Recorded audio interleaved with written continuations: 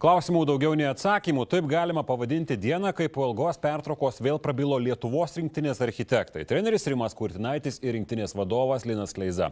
Pastarasis net aštriai pasisakė apie mitais apipintą tariamą neatvykusių žaidėjų boikotą. Esą jei toks ir egzistuoja, žaidėjai privalo kalbėti garsiai. Lietuvos krepšinio rinktinė jau šiandien susirinko jau į antrą vasaros treniruočių stovyklą ruoštis pasaulio čempionato atrankai ir nors vasaromis ir gali įpratę matyti pajėgiausius turimų šalies žaidėjus, šįmet realybė kitokia. Absoliučiai didžiosios daugumos jų šioje atrankoje nebus. Treneris Kurtinaitis didelės problemos iš to nedaro. Su kiekvienu iš jų aš kalbėjau. Žmonės turi savo motyvus. Atsakė, bet aš džiaugiuosi su tais, kurie atvažiuoja. Per mano čia tos 2 metus turbūt rinktinė, jau turbūt kokia 5 rinktinė, kuri yra skirtinga. Visgi kalbant apie atskirus žaidėjus, daug aiškumo nėra.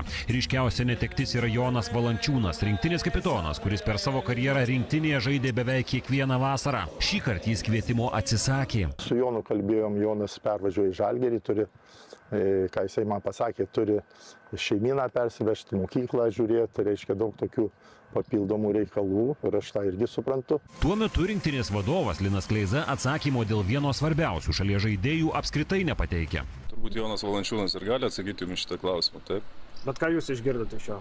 Tai jūs jo paklauskit, ką jūs norite.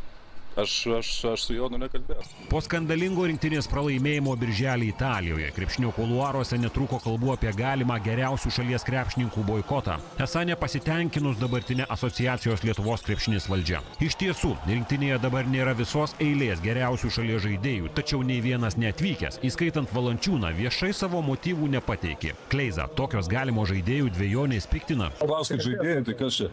Koks yra tylusis boikotas, tai kur čia mes besigyvenam? Tylusis, tai tegul kalba, kas nori, tegul kalba, kas čia yra. Kas mes visi drąsūs už kažkur kažką.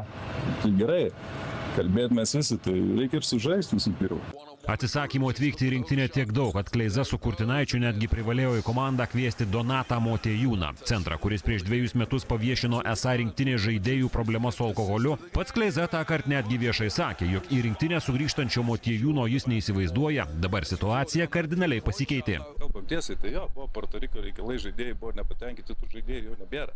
Sunki vasara ir Rimui Kurtinaičiui, kuris po pralaimėjimo italams nusprendė trauktis iš trenerio pareigų, bet asociacijos paprašytas liko tęsti darbų dėl nekasdienės padėties. Tiesiog neatsirado norinčių Kurtinaitį pakeisti. Negalėjaugi palikti rinktinės be nieko.